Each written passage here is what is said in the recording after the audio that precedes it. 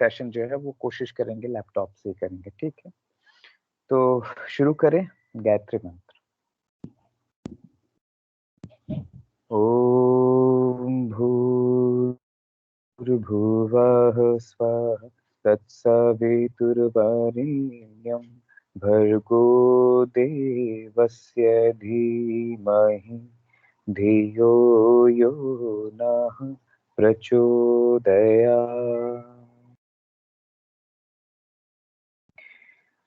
Welcome to all. और आज के इस थर्ड सेशन में, है ना, जो सांख्य योग का सेशन चल रहा है, उसमें आप सभी का फिर से स्वागत है। हम लोग पिछले सेशन में बड़ी ही प्यारी चीज को डिस्कस किए अकॉर्डिंग टू सांख्य फिलॉसफी, जिसको दुख कहते हैं, है ना। दुख को हम लोगों ने देखा।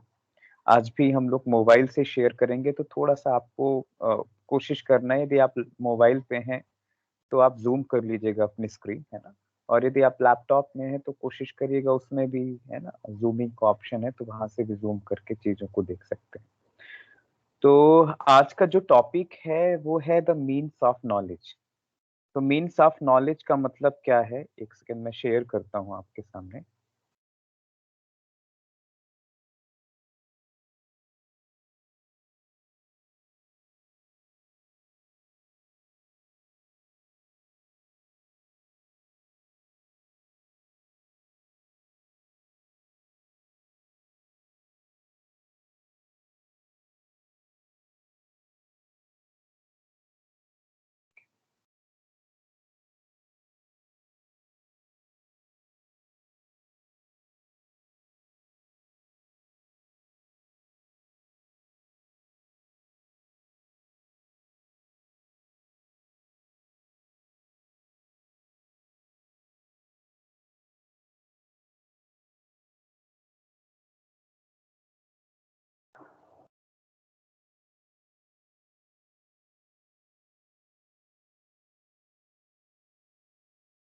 चलिए स्क्रीन शेयर कर देते हैं। पीपीटी तो शायद वो नहीं शेयर हो पा रही, स्क्रीन पे ही है ना। हम लोग शेयर करते हैं स्क्रीन पे।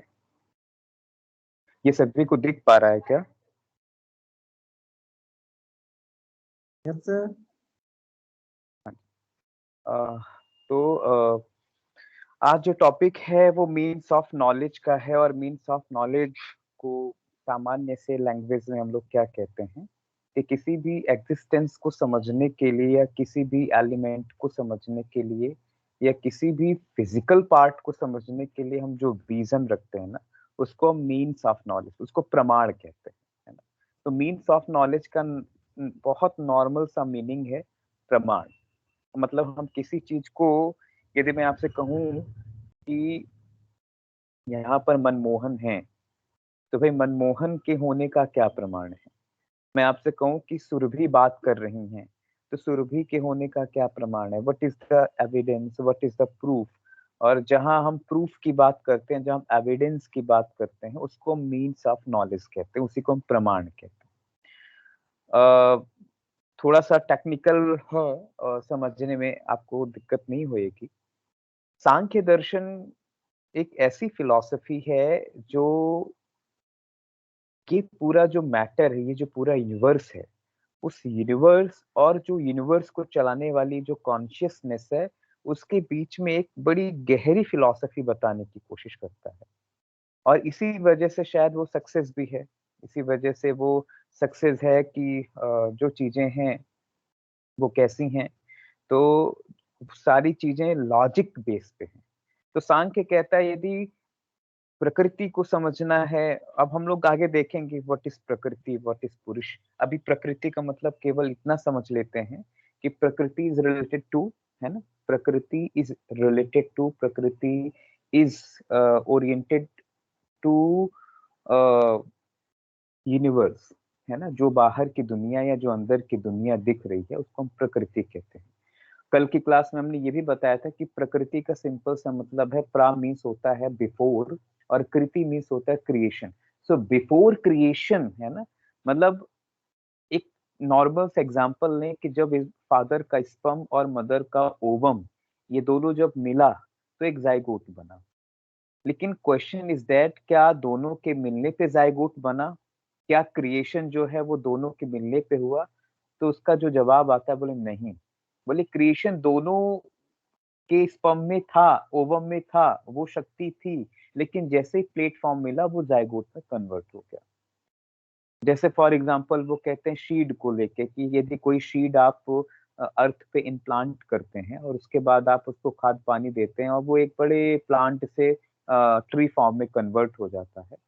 तो उसके बारे में ये कहा जाता है कि क्या ये जो चीज़ें हैं, है ना? क्या ये जो सारी बातें हैं, ये सारी बातें पहले से रही हैं? मतलब सीड आने के बाद हुई हैं या सीड धरती पे गया तब आई? तो उसका जवाब बोलते हैं कि नहीं, ये सारी चीज़ें सीड में पहले से थी। यदि बीज खोखला होता, यदि बीज पैसिव होता, यदि बीज में कोई एक्टिवनेस नहीं होती, है ना? है ना? तमाम चीज़ें हैं, तो वो प्लांट ट्री बनने में, है ना, पॉसिबल नहीं था। शायद हो सकता है सक्सेस भी नहीं हो पाता। तो जो भी चीज़ें हैं वो कैसी हैं, तो जो भी बातें सांख्य करते हैं, बड़े लॉजिक के साथ करते हैं। वो कहते हैं कि यदि तिल के तेल से यदि आपके पास सपोज़ टू बी तिल का सीड है या मस्टर्ड शील्ड सीड है, तो मस्टर्ड सीड है तो मस्टर्ड सीड से ही तो आप तेल निकालेंगे। तो बोले कि क्या ये जो तेल है वो मस्टर्ड में पहले से था? बोले यस, वो पहले से था। इसलिए उस मस्टर्ड सीड से ये ऑयल बाहर आया है। यदि उसमें ऑयल नहीं होता तो फिर आप बालू से भी ऑयल निकाल सकते थे, है ना? तो यहाँ जो कांसेप्ट दे रहे हैं लॉजिक्स, बहुत अच्छे लॉजिक देने की कोशिश करते हैं। और ज़रूरत क्यों पड़ी प्रमाण देने की? तो ज़रूरत इसलिए पड़ी कि हर एक जितने भी फिलॉसफर हुए हैं, सारे फिलॉसफर ने अपने-अपने एक्सपीरियंस के बिहाफ़ पे ट्रुथ को रियलाइज़ किया है। सभी ने अपने-अपने तरीके से ट्रुथ को समझा है, सभी ने अपने-अपने तरीके से ट्रुथ को जाना है और उसके बिहाफ़ पर वो बताते हैं कि ये चीज़ ऐसी है, ये चीज़ ऐसी है, ये चीज़ ऐसी है। अब यदि सपोज़ टू बी कि इन फ्यूचर आने वाले 2 साल बाद यदि आप कहीं किसी जगह काम करते हैं, तो आपके योग के एक्सपीरियंस अपने बिहाफ़ पे होंगे। फिर जब आपके एक्सपीरियंस अपने बिहाफ़ पे होंगे, तो आपकी आइडियोलॉजी भी आपकी खुद की होगी। आपकी आइडियोलॉजी खुद की होगी तो आप अपनी आइडियोलॉजी को प्रेज़ेंट करने के लिए आप लॉजिक भी अपने खुद के देंगे और जब आप लॉजिक देंगे तो फिर ये लॉजिक ही तो बताता है ना कि हाँ, यू आर रियलाइज़िंग, है ना? यही लॉजिक तो बताता है ना कि आप चीज़ों को रियलाइज़ कर रहे हैं। अदरवाइज़ लॉजिक ना हो तो काम होए ही नहीं, है ना? लॉजिक ना हो तो हम चीज़ों को प्रूव ही नहीं कर पाएँ। हम कैसे बताएँ कि हम ज़िंदा हैं? हम कैसे बताएँ कि हम साँस ले रहे हैं? हम कैसे बताएँ कि हाँ, हम चीज़ों को रियलाइज़ कर रहे हैं? तो आप क्या करते हैं उसके लिए आप प्रमाण देते हैं, है ना?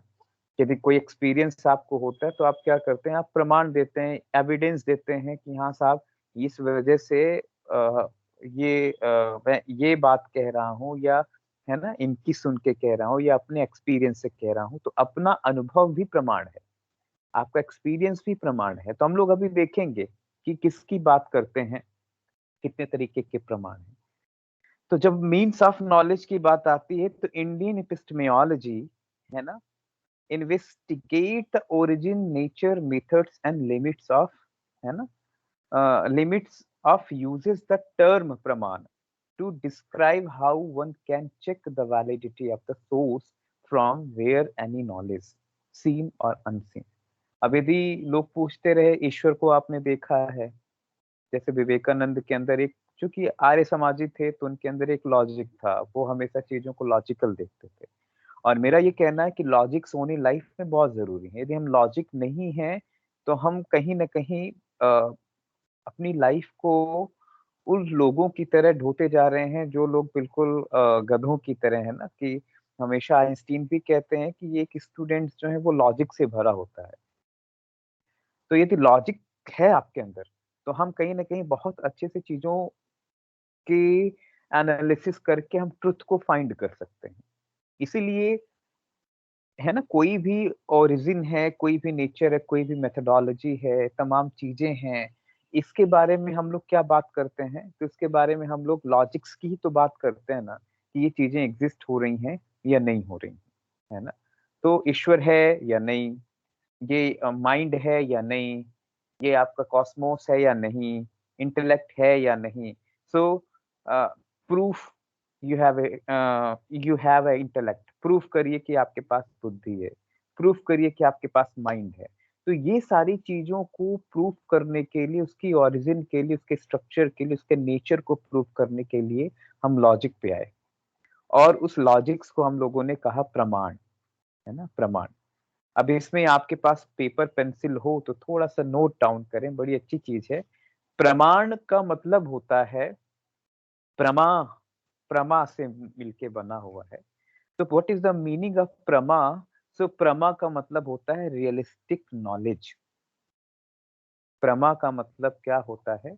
रियलिस्टिक नॉलेज, मतलब वो नॉलेज जिसमें कोई डाउट नहीं है, वो नॉलेज जिसमें कोई इमेजिनेशन नहीं है, वो नॉलेज जिसमें कोई कंफ्यूजन नहीं है, वो नॉलेज जो बिल्कुल आप रियलाइज कर रहे हैं अपने सेंसेस से, अपनी इंद्रियों से, है ना, अपने तमाम चीजों को क्या कहते हैं? प्रमाण। सो प्रमाण word is made from the Sanskrit root terminologies prama, prama. So prama is called experience, experience knowledge. तो अब समझ में आ रहा है ना? तो प्रमाण जब आपसे कहते हैं ना कि प्रमाण दीजिए, तो प्रमाण का मतलब आप समझ जाइएगा कि आपसे वो प्रूफ मांगा जा रहा है जो आपके एक्सपीरियंस के लेवल पे हो, जिसको आपने एक्सपीरियंस किया है। अब यदि सपोज टू बी आपसे पूछा जाए, भ्रामरी प्राणायाम के एक्सपीरियंस को शेयर करिए, या भ्रामरी प्राणायाम से हमारे ब्रेन के जो वेव्स हैं, या हमारा ब्रेन जो है ये अल्टीमेट ट्रांस में चला जाता है, इसके क्या प्रमाण है, क्या प्रूफ है? तो वो प्रूफ करने के लिए आप क्या करते हैं? आप उसको प्रूफ करने के लिए पर्सन को भ्रामरी प्राणायाम की प्रैक्टिस कराते हैं। प्रैक्टिस कराने के बाद आप उसके रिजल्ट को मेजर करते हैं, है ना? तो ये जो तमाम चीज़ें आप कर रहे हैं, है ना? और उसके बाद मेज़र करने के बाद आप एक फाइनल, है ना, आप डेटा कंपाइल करते हैं, और डेटा कंपाइल करने के बाद, मेज़र करने के बाद कहते हैं कि देखो, भ्रामरी प्राणायाम का इफ़ेक्ट जो है वो ब्रेन वेव्स पे होता है। So it is the called प्रमाण। तो प्रमा means the experience knowledge, realistic knowledge, इसको प्रमाण कहते हैं, ठीक है? तो सांख्य दर्शन जो है, सांख्य फिलॉसफी जो है, वो चीज़ें हैं, नहीं है, क्योंकि हम पिछली क्लास में भी बात कर रहे थे कि चाहे सीन और अनसीन, है ना? जो चीज़ें दिखाई दे रही हैं उसका भी एक लॉजिक है, जो नहीं देख रही हैं उसका भी, नहीं दे रहे हैं उसका भी लॉजिक है। कि सपोज़ टू बी कि आपके पास मन है, लेकिन मन तो दिखाई नहीं दे रहा है। आपके पास इंटेलेक्ट है, लेकिन इंटेलेक्ट तो दिखाई नहीं दे रहा है। ईश्वर है, लेकिन वो दिखता तो नहीं है। आपकी सेंसेस जो हैं वो फिजिकल वर्क कर रहे हैं, लेकिन आप उसको देख तो नहीं सकते। आप अपनी आँखों से ही अपनी आँखों को तो नहीं देख सकते ना, है ना? तो आप अपनी आँखों से अपनी आँखों को नहीं देख सकते। बिल्कुल ऐसे ही सांख्य फिलॉसफी भी यही बात करती है कि जो सीन और अनसीन डिराइव्ड हैं, जो नॉलेज हैं, उन नॉलेज को हम 3 तरीके से महसूस कर सकते हैं, 3 तरीके से हम उनको प्रूव कर सकते हैं, 3 तरीके से वो एविडेंस फॉर्म में आ सकते हैं। कौन है वो 3 तरीके? तो कहते हैं first is perception, it's called a प्रत्यक्ष। क्या कहते हैं? प्रत्यक्ष, ठीक है? तो पहला है प्रत्यक्ष, हिंदी में है परसेप्शन, ठीक है? ऊपर लिखा हुआ है। Second is inference. What is the meaning of inference? Inference means anuman. And third thing is the verbal testimony. So verbal testimony means शब्द प्रमाण, शब्द, आगम जिसको कहते हैं, आप्त, वचन, शब्द प्रमाण, है ना? हिंदी में भी बोल रहा हूँ, लिखते जाइए। तो परसेप्शन इज द प्रत्यक्ष, इन्फेरेंस इज द अनुमान, and the verbal testimony is the शब्द प्रमाण, आप्त प्रमाण, ठीक है? तो शब्द प्रमाण या आप्त प्रमाण कहते हैं इसको। तो अब एक-एक करके हम लोग थोड़ा-सा, है ना, समझने की कोशिश करेंगे। ये आप स्क्रीन पे देख पा रहे होंगे, ये दिख रहा होगा। तो ये प्रत्यक्ष है। उसके बाद अनुमान देखिए नीचे, और लास्ट में शब्द है। और ये तीनों मिलके आपको क्या देते हैं? ये तीनों मिलके आपको नॉलेज दे रहे हैं। मतलब आपको नॉलेज कहीं से भी मिल रहा है। सपोज़ टू बी आप मुझे भी सुन रहे हैं, तो आप मुझे इस समय सुन रहे हैं, तो आप मुझे सुनते-सुनते आपका परसेप्शन प्रत्यक्ष चालू है। मैं आपके सामने बात कर रहा हूँ तो हो सकता है मेरा वर्बल टेस्टिमोनी भी चालू है।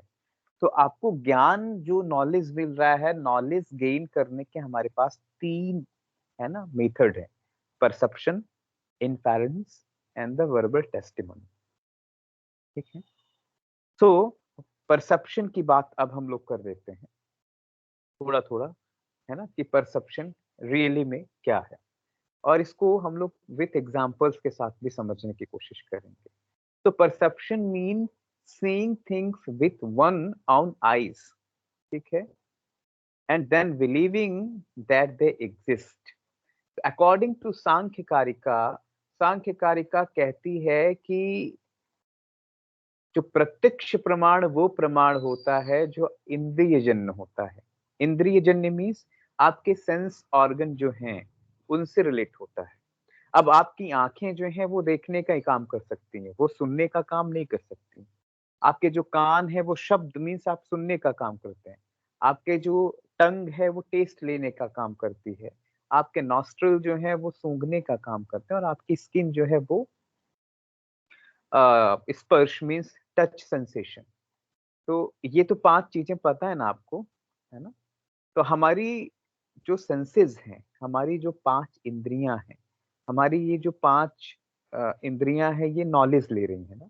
आप टच कर रहे हैं, आप स्मेल कर रहे हैं, आप देख रहे हैं, आप सुन रहे हैं। It is also form of the knowledge. तो आँखें जब अपना काम करेगी और वो चीज़ों को देख पा रही, तभी तो ध्यान रखिएगा, तभी परसेप्शन होगा। अदरवाइज़ कई बार ऐसा होता है कि फॉर एग्ज़ाम्पल इसको इंटरैक्शन करते हैं। मनमोहन आप कहाँ रहते हैं? सर गाजियाबाद। गाज़ियाबाद से आपका ये अमेठी कितना दूर है? होगा सर ऑलमोस्ट 25 किलोमीटर। कभी अमेठी गए गाज़ियाबाद से अभी नो। इस नो पैंडेमिक सर। में? अच्छा, दूसरा अच्छा ये बताइए आपके पास कोई फ़ेमस टेम्पल या फ़ेमस कोई ऐसा टूरिस्ट प्लेस है, जहाँ पे आप घूमे हों? जी सर। कौन-सा है? सर एक इधर साईं टेम्पल है सर, बहुत तो बड़ा है वो। अच्छा, साईं टेम्पल है। अब हम लोग देखिए इसको परसेप्शन से रिलेट करने की कोशिश करेंगे प्रत्यक्ष से। तो जब आप अपने घर से साईं टेम्पल के निकलते हैं साईं टेम्पल के लिए, तो साईं जो साईं टेम्पल है इसके बीच में और कौन-कौन से लैंडमार्क हैं जो आपको याद हैं? सर एटीएम्स, और काफी सारे एटीएम्स है सर, डेयरी प्लांट है, एक मिनी डेयरी प्लांट। तो जैसे अभी मनमोहन कह रहे हैं कि जब हम साईं टेम्पल के लिए जाते हैं, तो एटीएम और कुछ डेयरी प्लांट्स या कुछ और भी ऐसे शॉपिंग मॉल्स जैसा होगा जो उनको याद होगा। वो क्यों याद है इनको? वो इसलिए याद है कि जब वो वहाँ से निकलते हैं, तो इनकी जो सेंस ऑर्गन है, इनकी जो आई है, इनका जो परसेप्शन है, वो पर्टिकुलर उसी प्लेस से एसोसिएट होता है। अब यदि मैं इनसे कहूँ कि आप जब अपने साईं टेम्पल के लिए जाते हैं, तो क्या आपको एक ये कह सकते हैं कि लेफ्ट हैंड साइड में एक कॉर्नर पे एनजीओ दिखाई देता है, तो बोलेंगे नहीं साहब हमने तो ऐसा कोई एनजीओ देखा नहीं। तो क्यों नहीं देखा? क्योंकि हमारी आँखें उससे एसोसिएट कर ही नहीं पाई। मीन्स जहाँ आपकी आँखें एसोसिएट करती हैं और मन वहाँ ठप्पा लगा देता है, वो चीज़ें आपको याद रह जाती हैं। इसलिए आप देखेंगे कि लाइफ़ में आपको कुछ ही लोग ऐसे रह जाते हैं या ऐसे लोग आपके दिल में बस जाते हैं या याद आते हैं, जिनको आपने पूरी तरीके से एसोसिएट किया हो mentally means mental psychic reason से आपने उनको एसोसिएट किया है। तो जहाँ पर आपकी इंद्रियाँ जाएँगी और इंद्रियों के साथ मन मतलब दोनों तादाद में होंगे तभी वो चीज़ें आपको दिमाग में पड़ी रहेगी। अदरवाइज़ यदि आपने अटेंशन नहीं दिया तो वो चीज़ें आपके पास या यूँ कहें तो आपकी मेमोरी से गायब हो जाएँगी। अब ये सोचिए कितनी गहरी चीज़ है ये बता देते हैं, जैसे कुछ लोग आपसे कंप्लेन करेंगे क्योंकि आफ्टर 2 साल बाद जब आप पढ़ के निकलेंगे तो कुछ लोग आपसे बोलेंगे स्कूल के स्टूडेंट की मनमोहन जी मेरी जो मेमोरी है वो सही काम नहीं करती, मुझे याद नहीं होता है, क्या करें? तो मनमोहन को सबसे पहले देखना पड़ेगा कि साहब इसको याद नहीं होता है तो ये क्या करता है। तो याद नहीं होने का मतलब क्या है, इसका जो परसेप्शन है, मीन्स जो पहला पार्ट है नॉलेज का, परसेप्शन, उसकी आंखें जो देखना चाहती वही वो देख पा रहा है। अच्छा, वही देख पा रहा है तो उसको किस कोड फॉर्म में वो ब्रेन में स्टोर कर रहा है। अच्छा, ब्रेन में स्टोर कर रहा है तो उसको किस तरीके से वो रिमेम्बर या रिट्रीव कर रहा है ना। तो जो टोटल ये इस तरीके के बच्चों के साथ प्रॉब्लम क्या होती है, आज की जो जनरेशन है, तो आज की जनरेशन ज़्यादातर चीज़ों को सुन के और देख के समझने की कोशिश करते हैं। हम जब अपने टाइम पे पढ़ाई करते थे तो हमारे मदर-फादर हम लोग को बोल-बोल के कहते थे कि बोल-बोल के याद करो, लिख-लिख के याद करो, चीज़ों को समझ के याद करो। तो सुनने और देखने जैसा इस तरीके के गैजेट्स होते नहीं थे कि हम लोग सुने और देखें और याद करें। हमारे लिए सुनना और देखना केवल टीचर होता था कि हम केवल जब वो पढ़ाता था हमें, तो हम उसको सुनते थे और देखते थे और ब्लैक बोर्ड में वो जो कुछ करते थे, वो सारी चीज़ें हम लोग समझने की कोशिश करते थे। तो कहना क्या चाहता हूँ मैं? कहना ये चाहता हूँ कि हमारी जो सेंसेस हैं, हर एक सेंसेस के एक सब्जेक्ट हैं। आई का सब्जेक्ट क्या है? विज़न। ईयर का सब्जेक्ट क्या है? लिसनिंग। नोज़ का सब्जेक्ट क्या है? स्मेलिंग, है ना?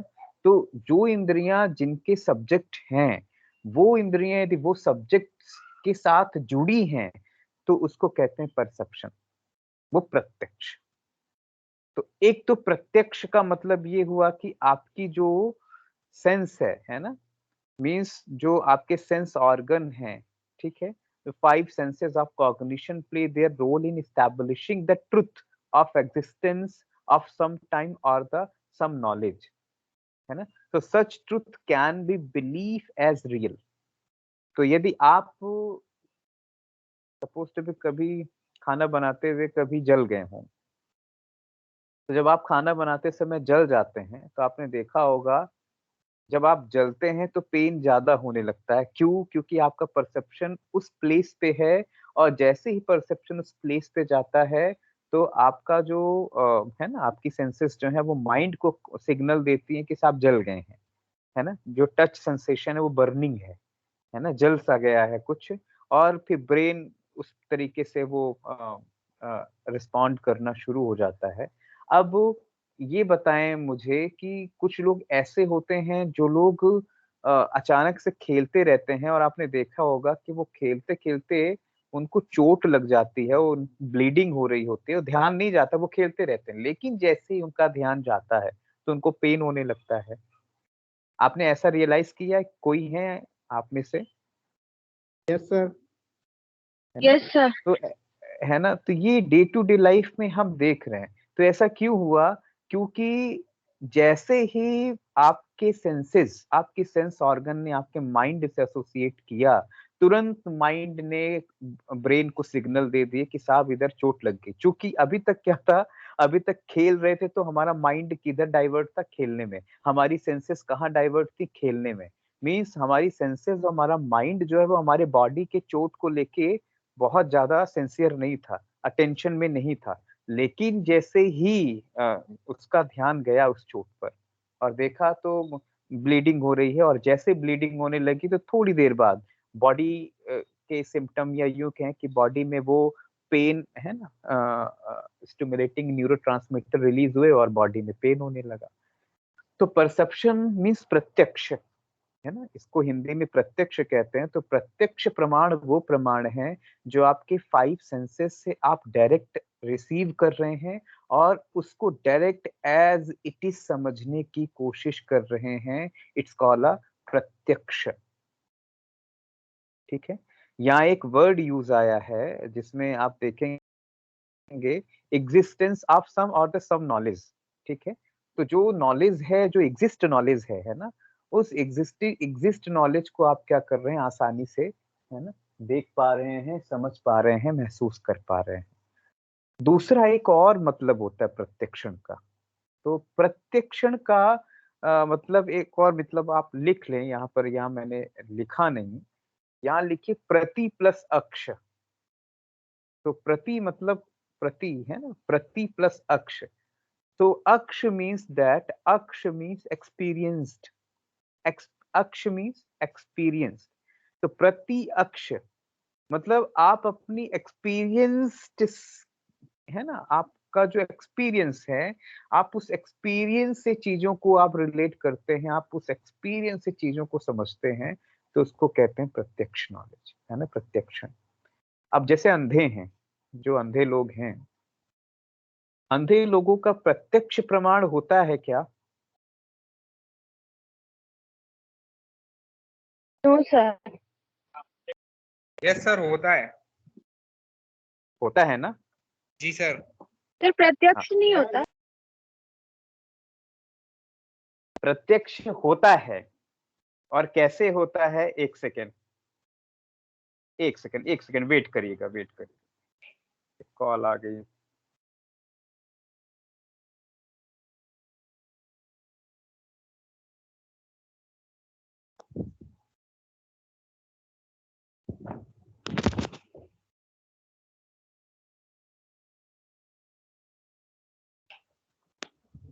एक सेकंड थोड़ा मैं एक कॉल आ गई है, 1 सेकंड।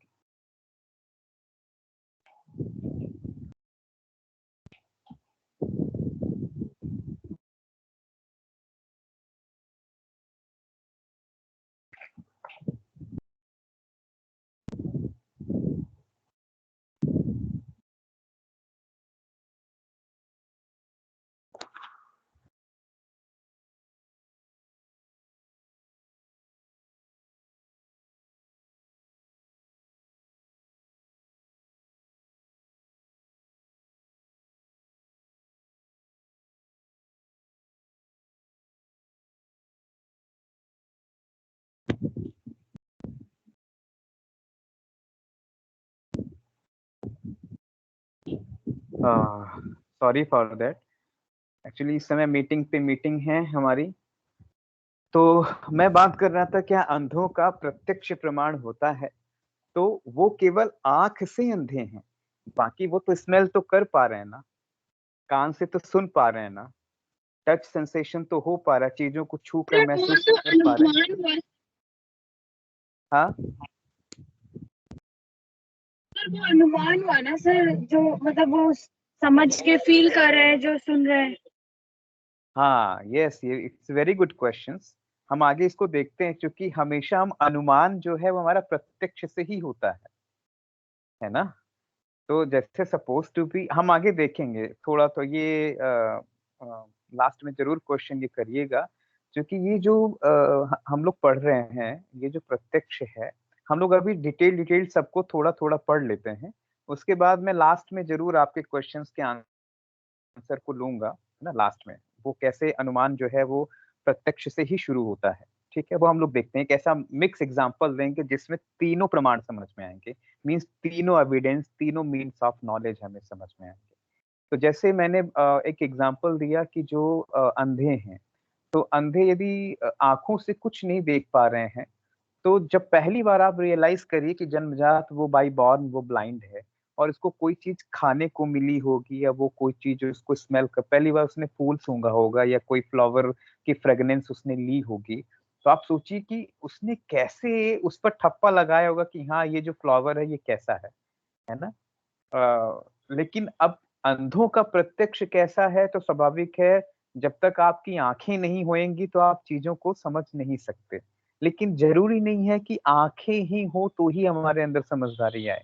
तो बहुत सारे ऐसे एग्ज़ाम्पल्स आपको मिलेगा कि उनकी जो है वो आँखें नहीं है, उनकी जो चक्षु इंद्रियाँ, उनकी जो आई है सेंस ऑर्गन में खासकर आँख की इंद्रियाँ नहीं रही लेकिन फिर भी उन लोगों ने ऐसा काम कर लिया या इस तरीके से उन्होंने अपने इंद्रियों का की प्रैक्टिस की, उसको रिफाइन किया कि वो एक अलग लेवल पे पहुँच गए। तो ये सारी चीज़ें पॉसिबल हैं, वो हम लोग आगे देखेंगे भी, ठीक है? तो प्रत्यक्ष का मतलब यहाँ पर बहुत सिंपल सा मतलब है कि प्रति अक्ष जो आप अपने अनुभव की आँखों से एक्सपीरियंस ट्रुथ जो आप रियलाइज़ करते हैं। अनुभव की आँख मतलब एक्सपीरियंस रियलाइज़ेशन की बात हो रही है। या आँख का मतलब वो वाला आँख नहीं है जो हमारी 2 आँखें हैं, एक्सपीरियंस, है ना? और क्या है तो प्रत्यक्ष को कहते हैं it is the realistic knowledge है ना, ये वास्तविक ज्ञान है जो बिना किसी मिलावट के सामने आता है, बिना किसी मिलावट के इट्स अ प्योर नॉलेज। कि जैसे एक छोटा बच्चा है, छोटा बच्चा का परसेप्शन हम लोगों से कई ज्यादा स्ट्रांग होता है। आपने देखा होगा हमारे घर में भी छोटे बच्चे हैं, आप सभी के घर में भी छोटे बच्चे होंगे। छोटे बच्चे के काफ़ी क्वेश्चन्स होते हैं, काफ़ी सवाल होते हैं। क्यों होते हैं? क्योंकि वो चीज़ों को उस तरीके से देख रहा होता है और वो आपसे जब पूछा ये क्या है? ये ऐसा क्यों है? ये ऐसा कैसे होता है? ये नहीं होगा तो क्या होगा? मतलब उसके जो क्वेश्चन्स हैं वो प्रत्यक्ष प्रमाण के आधार पर क्योंकि वो चीज़ों को अपनी आँखों से देख रहा है, अपनी तमाम है ना इंद्रियों से महसूस कर रहा है और तमाम चीज़ों को जैसा है वैसा देखने की कोशिश कर रहा है और यही हमें समझना है। हमारी लाइफ में हम यही बस समझ जाएँ कि चीज़ों को वैसा देखिए जैसा है वो, ठीक है? चीज़ों को वैसा देखिए जैसा है। लेकिन हम क्या करते हैं, हम चीज़ों को उस तरीके से देखते हैं जैसे हम हैं। कि फॉर एग्जांपल कि ब्रिजेश के थॉट बड़े नेगेटिव हैं या ब्रिजेश के थॉट बड़े उल्टे-सीधे हैं, तो ब्रिजेश भी बाहर की दुनिया को कैसे देखेगा जैसा वो खुद है। अभी हाल ही में क्या हुआ कल की एक बड़ी प्यारी-सी घटना है। एक मेरी स्टूडेंट है, उज्जैन में रहने वाली हैं, उज्जैन की हैं और उज्जैन में महाकालेश्वर है, आप सभी को पता होगा। 12 ज्योतिर्लिंग में से एक ज्योतिर्लिंग जो है उज्जैन के पास है। महाकालेश्वर के आसपास काफ़ी और भगवान शिव के मंदिर हैं। तो एक ऐसा मंदिर है जहाँ भगवान शिव की सिल्वर की स्टैच्यू लगी हुई है और सिल्वर की स्टैच्यू इतनी प्यारी है कि उसके बारे में ऐसा कहा जाता है कि आप जिस मूड के होगे वो स्टैच्यू भी उसी मूड की आपको दिखने लगेगी। आप यदि गुस्से से हैं और सपोज़ टू बी ये रियलाइज़ करते हैं लोग सपोज़ टू बी आप बहुत अच्छा एक्सप्रेशन दे सकते हैं। तो उन्होंने मेरे को 2-3 फ़ोटो भेजे, तो उन्होंने अपने फ़ोटो को भेजा, एक फ़ोटो हँसती हुई फ़ोटो भेजी, तो भगवान शिव जो है उसमें भी हल्की स्माइलिंग फ़ेज़ में नज़र आ रहे हैं। एक फ़ोटो उन्होंने शेयर की जो काफ़ी मतलब अ, सीरियस मूड में थी वो, तो वहाँ भगवान शिव भी सीरियस मूड में नज़र आ रहे हैं। तो मैंने उनसे क्वेश्चन किया, मैंने कहा ये तो आपको लग रहा है ना, क्योंकि मुझे तो सारी चीज़ें सेम सेम सी दिख रही हैं, क्योंकि आप मुझे फ़ोटो देख भेज रही हैं। तो आपकी फ़ोटो और जो स्टैच्यू की फ़ोटो है मुझे सेम सेम लग रही है, कोई चेंजेस नहीं। बोली सर वो आपको सेम लगेगी लेकिन जब आप अपने नज़रिए से वहाँ पर आएँगे ना, तो आप यदि मुस्कुराएँगे तो वो भगवान भी आपको मुस्कुराता हुआ दिखेगा। आप सीरियस हो जाएँगे तो वो भगवान की मूर्ति भी आपको सीरियस दिखेगी। आप जैसे भी आपके एक्सप्रेशंस होंगे अंदर के इमोशंस होंगे, वैसे वो रिफ्लेक्ट होंगे स्टैच्यू पे। तो इसका क्या मतलब है? इसका बड़ा सिंपल सा मतलब है कि हम जैसे हैं वैसे चीज़ों को देखें।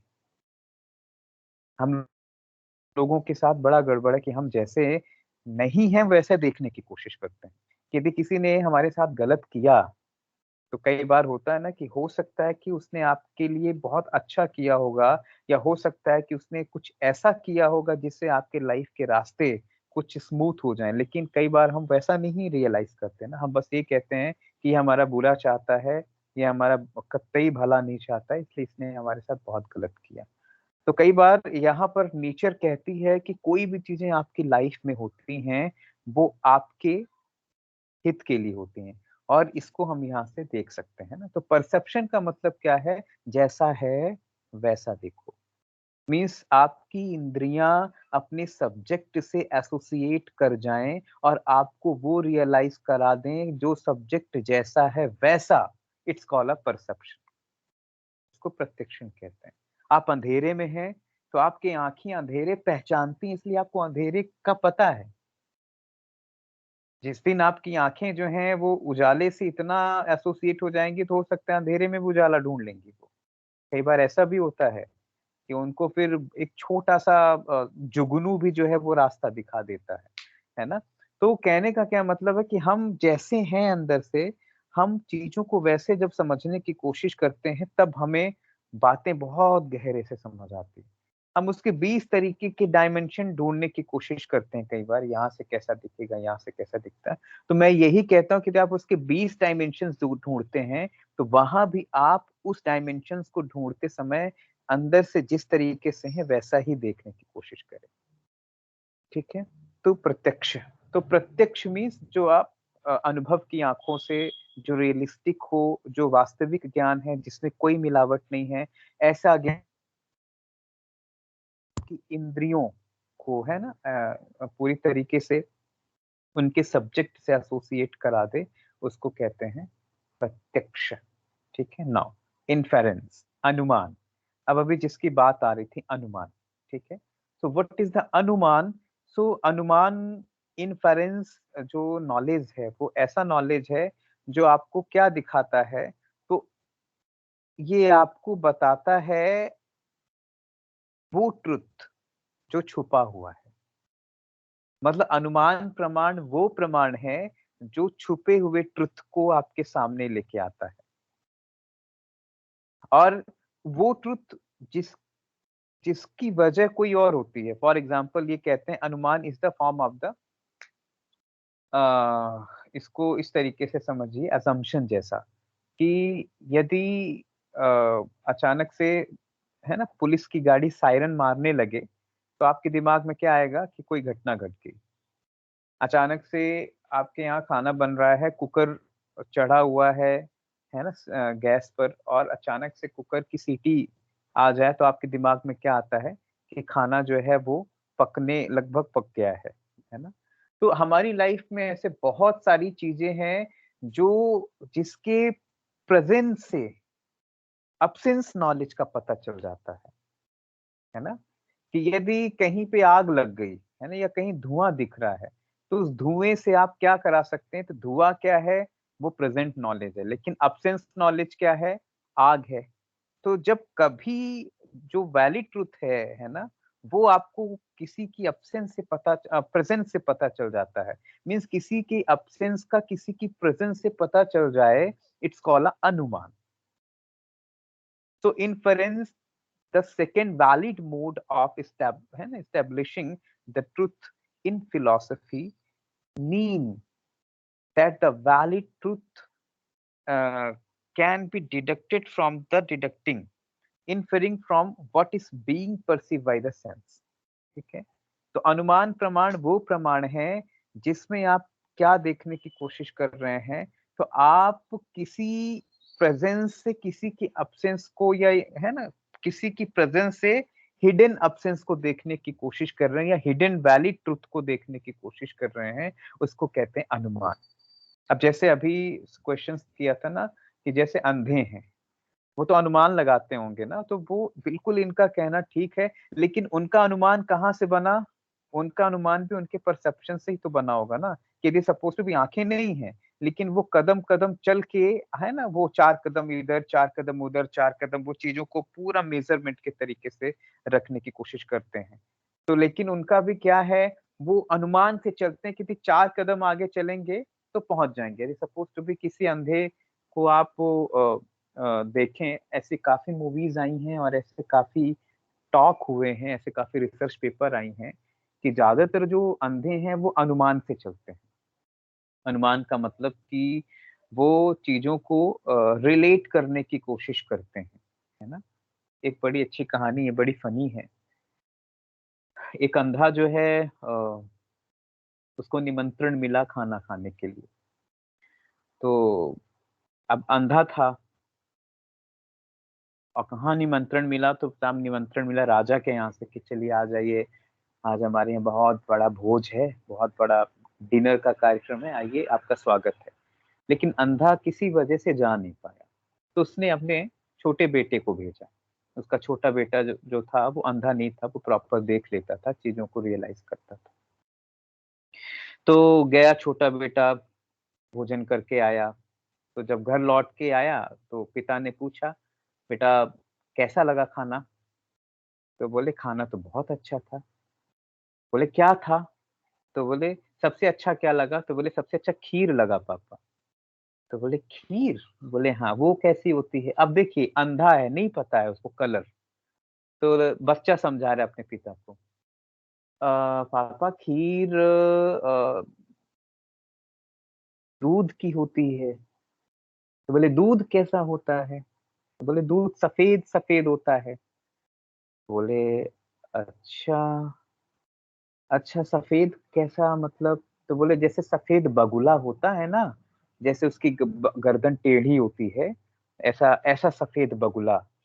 तो बोले अच्छा, तो मतलब सफेद बगुला जिसकी गर्दन टेढ़ी होती है।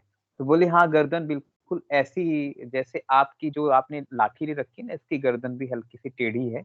वो वाली टेढ़ी लाठी लिया हुआ था, स्टिक था। तो बोले बिल्कुल ऐसा। तो बोले अच्छा, तो बड़ी टेढ़ी खीर थी। तो इससे क्या समझ में आ रहा है? इससे ये समझ में आ रहा है कि प्रत्यक्ष उस तरीके से नहीं है, तो आप कितना भी अनुमान देने की कोशिश करेंगे, वो सही स्थान पे पहुँच नहीं पाएगा। क्योंकि अनुमान भी उसी वस्तु का आप करेंगे ना, जो प्रत्यक्ष से गुज़री होगी। अब आप अचानक से यहाँ पर पढ़ाई कर रहे हैं, पढ़ाई करते-करते आपके नाक में कोई स्मेल आई कि कुछ जलने सा महसूस हो रहा है। लेकिन ये तो आप एसोसिएट करेंगे ना, आपके नाक में जब वो स्मेल आई, तो ये स्मेल जलने की ही है। ये कैसे पता कि ये स्मेल जलने की ही है या ये स्मेल पर्टिकुलर कोई परफ्यूम की हो सकती है? क्योंकि आपके मन में वो एक्सपीरियंस ऑलरेडी स्टोर्ड है। जो जलने की खुशबू है वो आपके माइंड में, आपके ब्रेन में ऑलरेडी स्टोर्ड है।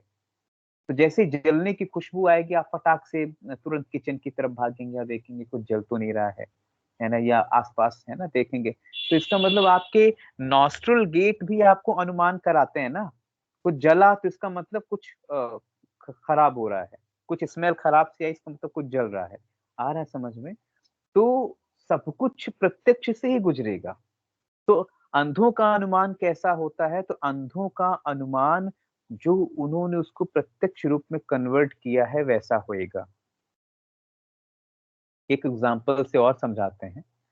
एक गाँव में 5 अंधे थे और 5 अंधे थे तो उस गाँव में एक हाथी की एंट्री हुई और हाथी उस गाँव में आया तो सभी ज़ोर-ज़ोर से चिल्लाने लगे, हाथी आया, हाथी आया, हाथी आया। अब वो पाँचों अंधों ने कभी हाथी देखा नहीं था। अब हाथी देखा नहीं था तो बड़ा अजीब लग रहा है, उनको भी समझना पड़ेगा भई लोग इतने शोर मचा रहे हैं, इतना खुश भी हो रहे हैं कि आज हाथी देखा, हाथी देखा। तो उन पाँचों ने आपस में बात की, बोले यार हाथी कैसा होता है?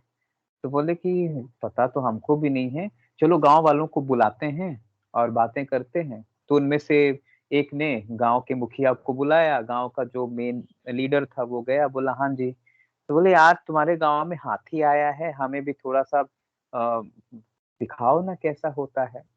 तो उन्होंने कहा कि बाबा आप लोग तो अंधे हैं, आप लोग कैसे देखेंगे? बोले साहब अंधे हैं तो क्या हुआ? छू तो सकते हैं ना, अनुभव कर सकते हैं, फ़ील कर सकते हैं, दिखा दो।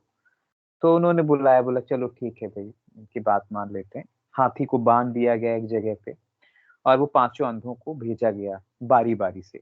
तो एक अंधा जो है वो अ, पहुँचा हाथी के पास और टटोलते-टटोलते उसने उसका पैर पकड़ा। तो पैर पकड़ा तो उसने बोला, "अरे! हाथी खंभे जैसा होता है।" अनुमान देखिए, क्योंकि उसका प्रत्यक्ष क्या है, उसने कभी खंभा पकड़ा होगा और उसको पता है कि खंभा कैसा होता है, मोटा होता है। तो उसने अनुमान लगाया कि हाथी कैसा होता है, खंभे जैसा होता है। फिर दूसरे व्यक्ति ने अ, अचानक से वो भी टटोल रहा था, टटोलते-टटोलते उसके हाथ में पूँछ पड़ गई। तो पूँछ पड़ी तो उसने पूँछ को छुआ और कहा, "अरे! हाथी झाड़ू जैसा होता है।" तो उसने लोगों से कहा, "हाथी तो झाड़ू जैसा होता है।" फिर तीसरा व्यक्ति था, उसने कान पकड़ लिया हाथी का, तो बड़े हाँ, तो बोले, "अरे! ये तो सूपा जैसा है।" सूप जैसा जिससे चावल है ना वो करते हैं। तो कह रहे, "हाथी तो सूप जैसा होता है।" तो बोले, "यार हाँ, हाथी सूप जैसा है।" फिर एक व्यक्ति जो है उसने पेट पकड़ा, पेट को मेज़र किया, बोले, "अरे! हाथी तो दीवाल जैसा होता है।" तो कहने का क्या मतलब है कि यहाँ सभी के जो अनुमान हैं, सभी के जो एक्सपीरियंस हैं, वो गलत नहीं है। सभी अपने-अपने लेवल पे ठीक समझने की कोशिश कर रहे हैं कि हाथी कैसा होता है। लेकिन ओवरऑल जो परसेप्शन है, वो तो नहीं है ना। ओवरऑल परसेप्शन की बात आएगी कि वो एग्ज़ैक्ट में हाथी है या नहीं है, इट क्वेश्चन इज़ दैट। लेकिन उनके अनुभव क्या है, उन सबके अनुभव उनके अनुमान के आधार पे, उनके प्रत्यक्ष के आधार पे है ना? उन्होंने जैसा रियलाइज़ किया लाइफ़ समझ में आ रही है, ठीक है? तो कहने का क्या मतलब है? कहने का बड़ा सिंपल सा और बहुत ही सटीक मतलब है जो समझने लायक है कि हम लोगों की लाइफ में एक जो चीज है, बड़ी गहरी चीज है कि हमारी लाइफ के जो अनुमान है वो प्रत्यक्ष। कभी ऐसी मिठाई खाई हो जिस मिठाई का टेस्ट जो है ना, वो आपने कभी ना ली हो, और अचानक से आपसे पूछा जाए कि यार वो मिठाई कैसी लगी, तो आपको बता पाना बड़ा मुश्किल हो जाएगा कि वो मिठाई कैसी लगी। आप क्या बोलेंगे? आप बोलेंगे यार वो कुछ वैसा, ये कुछ गुलाब जामुन सा लगा, फिर नहीं नहीं ये कुछ वैसा रस मलाई सा लगा। मतलब जिस चीज का एक्सपीरियंस है ना, जिस चीज का टेस्ट आपको रियलाइज नहीं है, जिस चीज का है ना अनुभव आपको नहीं है, तो आप उस पर क्या करते हैं? अनुमान करने की कोशिश करते हैं। जब आप पहली बार, है ना, तो फिर भी आप क्या कर रहे हैं? अनुमान प्रमाण वो प्रमाण है जो किसी सब्जेक्ट की प्रेजेंस, है ना, किसी ऑब्जेक्ट की प्रेजेंस से उस सब्जेक्ट के हिडन ट्रुथ को प्रेजेंट कर दे। कि यदि कहीं धुआं है तो उस धुएं से आप पता कर लें कि आग कहाँ लगी है। तो आग की जो जानकारी हो रही है आपको, वो किसके थ्रू हो रही है? वो केवल और केवल आपके अनुमान प्रमाण से हो रही है। तो ऐसे हमारी लाइफ में ढेर सारे एग्जाम्पल्स हम देख सकते हैं, है ना। आप में से भी कोई है जो ऐसा एग्जाम्पल दे सकते हैं अनुमान प्रमाण का?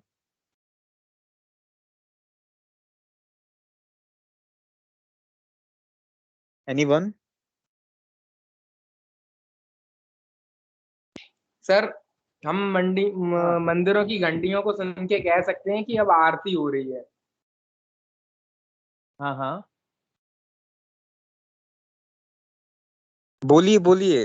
थोड़ा सर मुझे लगता कहीं है कि धुआं आ रहा हो तो हम लोग अनुमान लगा लेते हैं कि वहां पे आग लगी होगी। और और सर और जो और सर जो टेम्पल्स में अगर कोई बेल रिंग्स कर रहे होते हैं तो हम जान जाते हैं कि अब इवनिंग में आरती हो रही है। Very good. ये ऐसा क्यों है? तो ऐसा इसलिए है कि ये चीजों को आपने पहले प्रत्यक्ष देखा होगा ना, पहली बार जब कभी घंटी बजी होगी, और उसके बाद आपने आरती होता हुआ देखा होगा।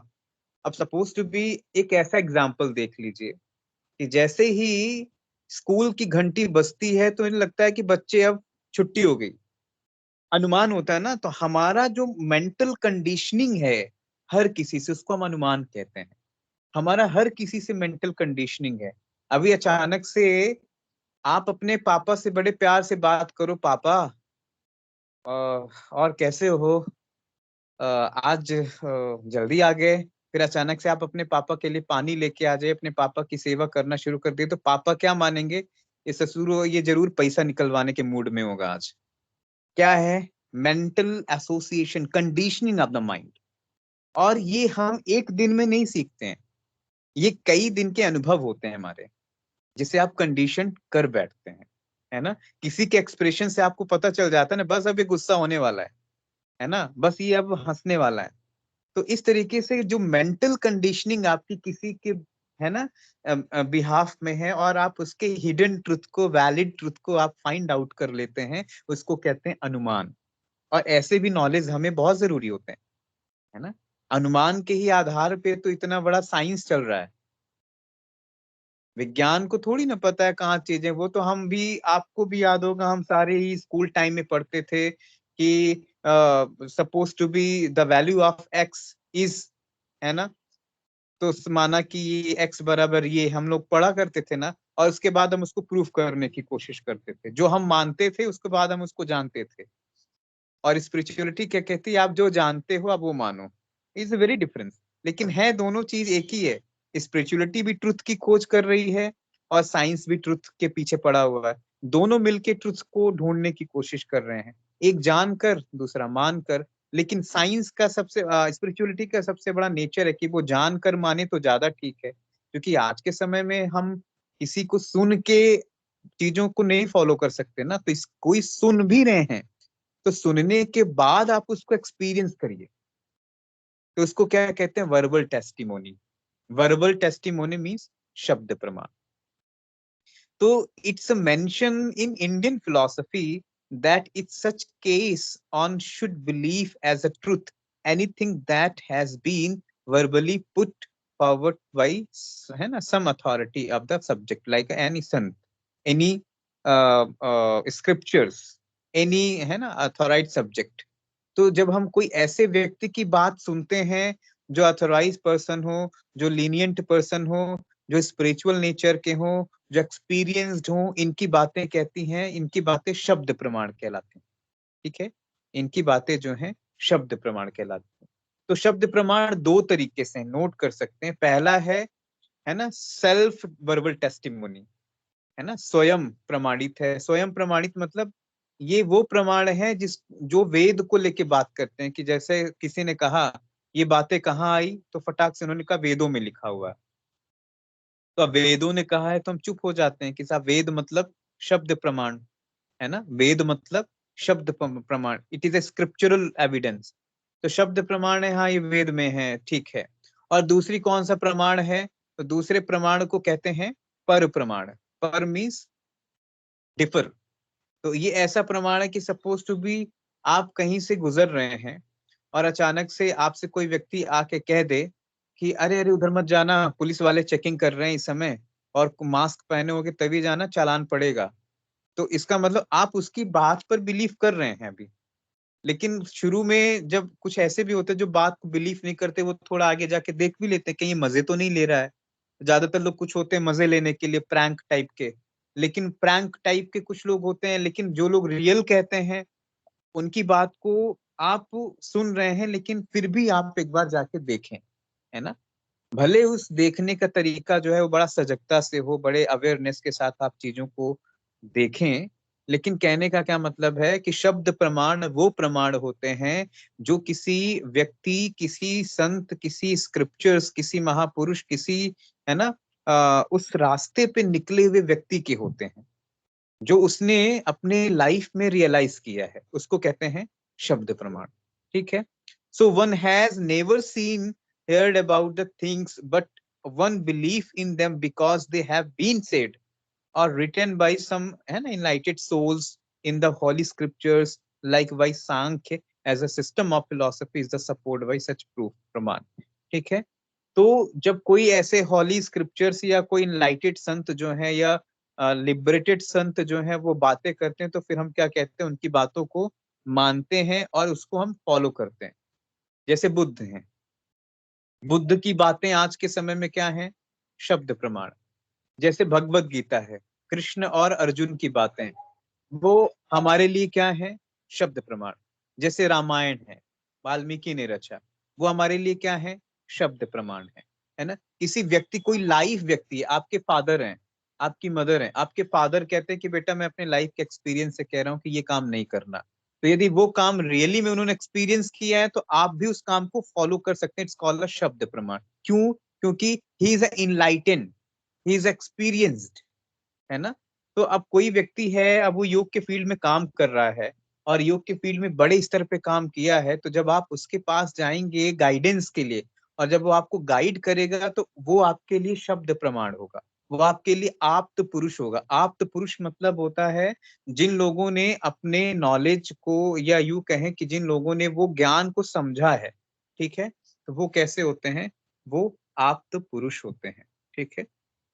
तो इस तरीके से हम चीजों को, है ना, समझ सकते हैं।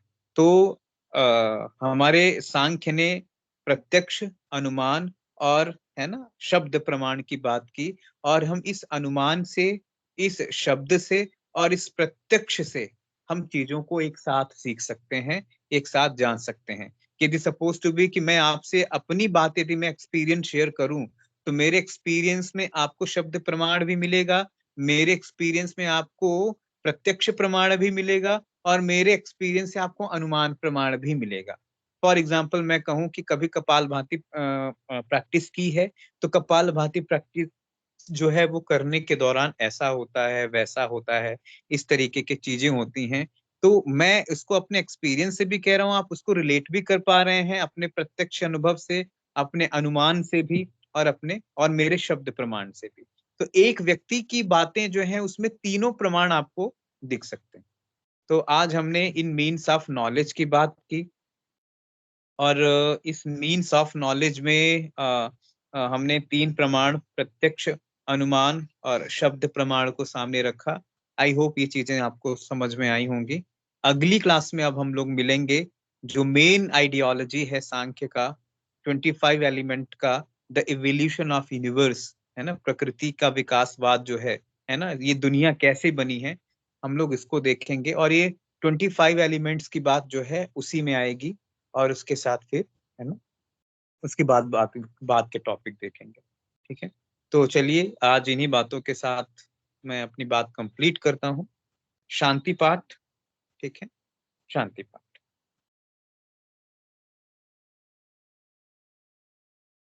ओम विश्वानि देव सवितर्दुर्तानि पराशुभ, यद्भद्रं तन्न आशुभ। ओम शांति शांति शांति, सर्वारिष्ट सुशांतिर्भवतु। Thank you so much. Thank you, sir.